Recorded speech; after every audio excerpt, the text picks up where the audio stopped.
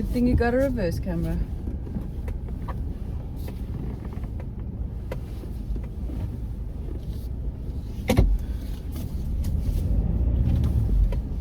Sure. So that is the first school drop of term 2 done on a wet Cape Town morning in manic traffic. And when my phone dies and the alarm doesn't go off. And when the alarm doesn't go off. And I haven't had my Cocoa Pops. Or coffee. Or coffee. But so straight off the bat, okay, you saw me trying to get out of that parking now. So in a car the size of a Ford Everest, it's not easy to maneuver around tight spaces, but obviously, like you mentioned, there's a reverse camera, which is handy, especially if there's kids going to run behind your car, or obviously reversing out of a parking bay. And on the plus side, we got here relatively easy because a car the size of an Everest, and they do have a bit of a reputation, but you can, in the traffic and congestion, you can just put your nose in a bit more than you would normally in a normal car.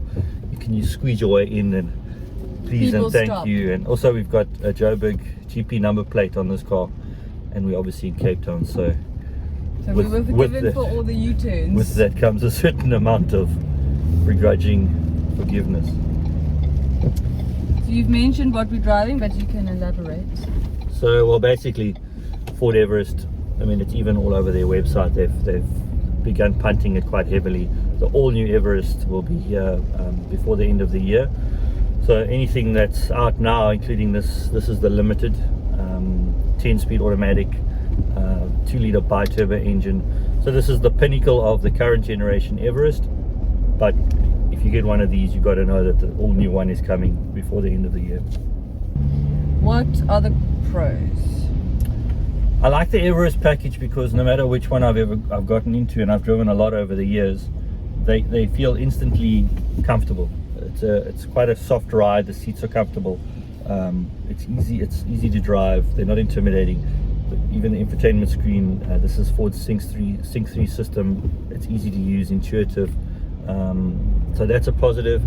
The seating configuration is good. So I like in the Everest that the third row of seats, when you don't need them, they fold into the boot, as opposed to in the Fortuner, which is its biggest rival. Those seats don't fold flat or away. You either take them out if you don't need them, or you put them in and you live around them. What are the cons? Well, a con for this car is that its all new version is already out there and is being kind of bragged about. So this one, I think there'll be some pretty good deals on the current generation Everest, if not now, pretty soon, because the guys need to get rid of stock before the all new one. And then it's got a 2-liter bi-turbo engine and a 10-speed gearbox, which I never quite understood. But even so, you're going to average just over 10 liters per 100 in the real world. So, you know, with the fuel price going up, that's not ideal. But then you do get a lot of. It's a good package. You like this? I do like it. I haven't been in the Fortuner, so I finding it tricky to compare the two. But I really do like this. I find it's a great overall family car. It ticks all the boxes. It's comfortable. The kids love it because it's got seven seats. It's big, so you want to go on holiday, throw the bikes in the boot. Suits you. So thanks. Yeah, I think it's a great. So car. the main difference between this and a Fortuner, in terms of its ride, they're both based on their respective Bucky cousins. So Fortuner is a Hilux, and this is a Ranger. The Fortuner, like the Hilux, feels a bit more pert on the road, feels a bit more alert. Rugged.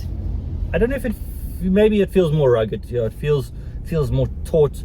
And a Fortuner, you could, if you wanted to, you could turn right now and head for Nairobi. So whereas I would think twice about doing it in this car, not because there's any massive reputation or negative reputation around it, but there's just a thing about Toyotas. And so competitors. Well, there's this in the Fortuner, and then there's a Isuzu, which will feel even older than this, even though it'll be solid. There's an all new one of those coming eventually after the new D-Max KB is launched. and then there's a Mitsubishi Pajero Sport, which is also lovely, but its looks are a little bit more divisive, so you either like it or you really don't like it. So, would you buy one?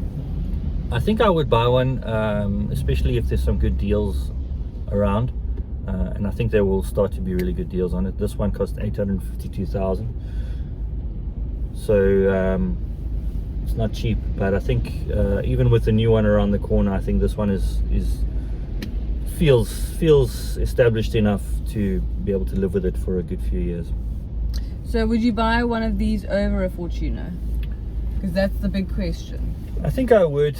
I think this one feels more comfortable around town. This one feels more inclined to live with on an everyday basis. Fortuner feels a little bit more rugged and a bit more taut. I don't think the rear legroom in the Fortuner is as big as this.